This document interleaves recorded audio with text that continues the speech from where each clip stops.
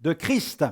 Un passage que nous allons lire dans le Nouveau Testament, dans l'évangile de Matthieu, au chapitre 16, où Jésus fait une déclaration magnifique concernant l'Église. Il dit « Je bâtirai mon Église. Voilà.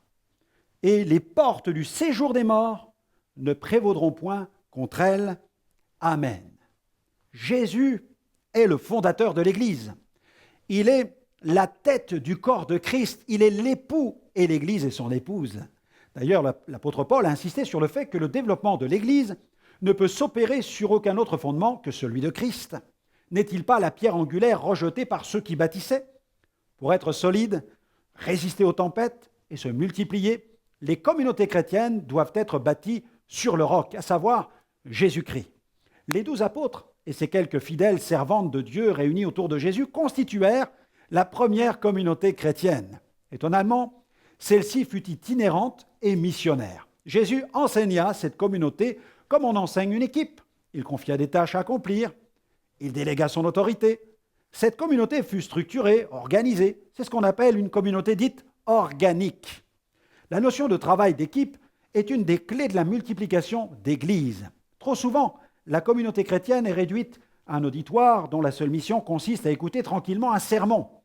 Il est vital pour l'avenir de l'Église de dépasser ce type de fonctionnement.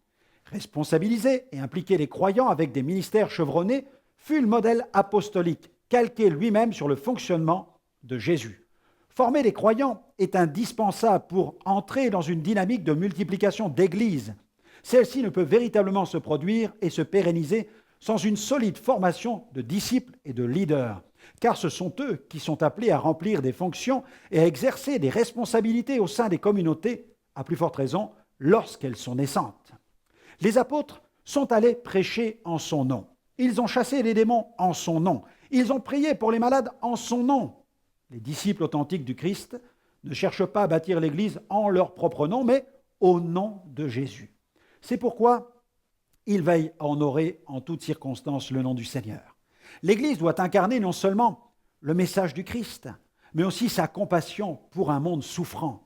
Souvenons-nous de ces foules qui venaient écouter le Seigneur. Elles étaient affamées et se sentaient abandonnées. Christ a répondu à leurs besoins. Et nous, allons-nous répondre également ?